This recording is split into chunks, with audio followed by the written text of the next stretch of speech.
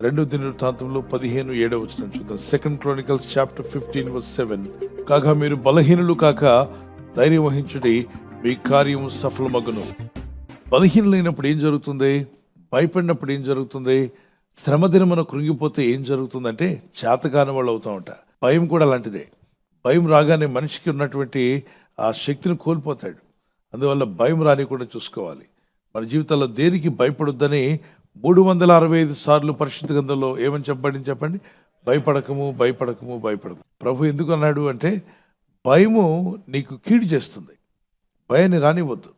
మీరు పాత నిబంధనలు, క్రొత్త నిబంధనలు మీరు గమనిస్తే, దేవుడు తన దూతలను పంపినా, పరలోకం వచ్చిన దూతలు కానీ, ప్రభు కానీ, తన శిష్యులను కలిసినప్పుడు కానీ, ప్రతి సమయంలో ఎప్పుడైనా కలిసినా భయపడకమని చెప్పాడు. ఎందుకు అసలు ఈ భయం అనేది రానివద్దు అంటున్నాడు? ఎందుకు బలహీనులు కావద్దు అంటున్నాడు? భయం రాగానే బలహీనుడు అవుతావు. నిన్ను ఎవరు బలహీనపరుస్తారు? భయం. రోగం గురించిన భయం బలహీనుడిగా చేస్తుంది. ఓ దుర్వార్త నిన్ను భయపడినప్పుడు బలహీనుడిగా చేస్తుంది. సో మీరు బలహీనులు కాకండి, ధైర్యం వహించండి. ఎందుకంటే మీ శక్తికి మించిన దేవుడు ఉన్నాడు, మీ సామర్థ్యానికి మించిన దేవుడున్నాడు, నీ బలానికి మించిన దేవుడున్నాడు. ఆయన కార్యం చేయగలడు. ఇప్పుడు ఎందుకు భయపడతావు? నీకున్న శక్తి సాలదనే కదా నువ్వు భయపడుతున్నావు. నీవు దేవుని కృపలో ఉన్నావని నమ్ము, దేవుని దయలో ఉన్నావని నమ్ము, దేవుని సన్నిధి నీతో ఉందని నమ్ము. ఆయన నీతో ఉన్నప్పుడు నువ్వు భయపడాల్సిన అవసరం లేదు. చిన్న బిడ్డ తండ్రితో పాటు వెళ్తున్నాడు, ఆ తండ్రి చేయి పట్టుకుని నడిపిస్తున్నాడు. చాలా ధైర్యంగా ఉంటాడు, చాలా నిబ్రమైన మనసుతో ఉంటాడు, దేనికి భయపడ్డు. తర్వాత నేను నిన్ను నడిపించాను కదా, ఈరోజు నువ్వు వెళ్ళి నాన్నని పంపిస్తే ఒక్కడే వెళ్తున్నప్పుడు ఏం చేస్తాడు చెప్పండి? కొంచెం అటు ఇటు చూస్తుంటాడు. షెడ్గా 4 కుక్కలు కనబడ్డాయంటే, కుక్క మీదకి రాకముందే మొహం ఏమైపోద్ది? బిక్కమొహం పెట్టుకొని అటు ఇటు చూస్తుంటాడు. ఎందుకు ఆ బిక్కమొహం పెట్టుకుని చూస్తున్నాడంటే, ఎవరు లేరు పక్కన, డాడీ లేడు, తండ్రి ఉంటే డిఫరెంట్గా ఉంటాడు. ఇప్పుడు ఆ కుక్క మీదకి వస్తుందని తెలిస్తే గొక్కపట్టి ఏడుస్తాడు, పరుగులు తీస్తూ ఉంటాడు.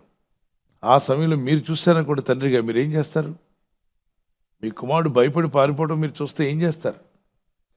మీరు ఇంపార్టెంట్ పని కూడా పక్కన పడేసి పరిగెట్టుకుంటూ వెళ్ళి మీ బాబుని ఏం చేస్తారు? హత్తుకొని ఎత్తుకుంటారు. భయపడొద్దని చెప్తే, ఎందుకు భయపడుతున్నావు? ఏముంది అని అనుకోండి, ఆయన ఏముంది, అది రమ్మని చెప్పండి. అప్పుడు నా చేపట్టుకుని నడిపిస్తాను రా అని చెప్పి చేపట్టుకుని నడిపిస్తుంటే, ఇప్పుడు బాబు ఏం చేస్తాడో మీకు తెలుసు. రాజు నడిచినట్టు నడుస్తూ మధ్యలో ఆ కుక్కనే, ఇప్పుడు రా నీ పని చెప్తారమ్మంటాడు.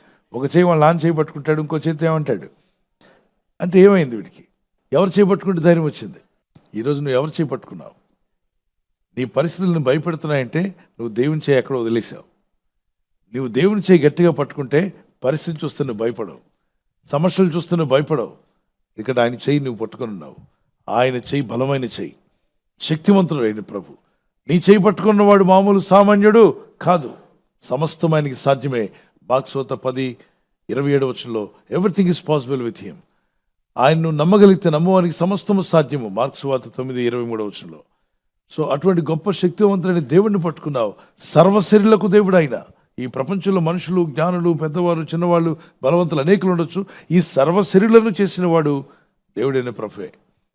సృష్టిలో ఉన్న సమస్తము కన్నా గొప్ప బలవంతుడైన దేవుడు. ఆయన నీ చేపట్టుకున్నప్పుడు నువ్వు ఆయన చేపట్టుకుంటే భయపడాల్సిన అవసరం లేదు. కనుక బలహీనులు కాకండి. ప్రార్థిద్దాం. కొండ మీద చేపెట్టుకోండి. ఒక చేతిని ప్రభు పెట్టండి. ప్రభా, బలహీనత అనేది నాలో తీసివేయండి. బలహీనపరిచే ఆత్మను వెళ్ళగొట్టండి. నా కుటుంబంలో కానీ, నా ఇంట్లో కానీ ఆ బలహీనపరిచే ఆత్మలు ఏవి ఉండడానికి వీల్లేదు. నీ ప్రజలు ఉన్న ప్రతి బలహీనత తొలగిపోవాలి తండ్రి. గొప్ప ధైర్యం ఇమ్మని అడుగుతున్నాను.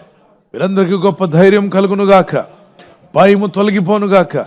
వ్యాధి రోగములని భయం కానీ, ఆర్థిక ఇబ్బందులని భయం కానీ, శత్రువుల భయం కానీ, ఈ దేనికి వీళ్ళు బలహీనులైనా వీళ్ళని బలహీనపరిచే ప్రతి దురాత్మ వీరిని విడిచిపోవును గాక. బలహీనపు ఆత్మలారా వెళ్ళిపోమని గర్దిస్తున్నాను. బలహీనపరిచే ఆత్మ ఏ ఇంట్లో ఉన్నా, ఏ ఒంటిలో ఉన్నా ఆ శరీరాలను, ఆ ఇళ్లను విడిచిపోమని ఇప్పుడు యేసు నామములో గర్దిస్తూ ఉన్నాను. ఎన్నో ఏళ్లగా మిమ్మల్ని బాధిస్తున్న ఆ బలహీనపరిచే ఆత్మలు మీ దేహాలను, మీ ఇళ్లను విడిచి పోవును గాక. ఈ రాత్రి నెమ్మదితో పండుకొని సురక్షితంగా కాపాడబడినట్లుగా నీ అగ్ని కంచి వేసి మమ్మల్ని కాపాడండి. మీ చిత్తములో కొనసాగే కృప అందరికీ దయచేయమని యేసుక్రీస్తు ప్రశస్త నామములో వీరందరికీ చక్కని నిద్ర దయచేసి తెల్లవారు లేచి కృపను మాకిమ్మని క్రీస్తు యేసు నామములో అడిగి వేడుకుంటున్నామా పరలోకపు తండ్రి. ఆమేన్, ఆమేన్. ఈ వాగ్దానాన్ని మీతోనే ఉంచుకోకుండా లైక్ చేయండి, షేర్ చేయండి. అనేకులు ఈ యొక్క ఛానల్ సబ్స్క్రైబ్ చేసుకోమని తెలియపరచండి. సబ్స్క్రైబ్ చేయని వారు కూడా సబ్స్క్రైబ్ చేయండి. Good night. God bless you.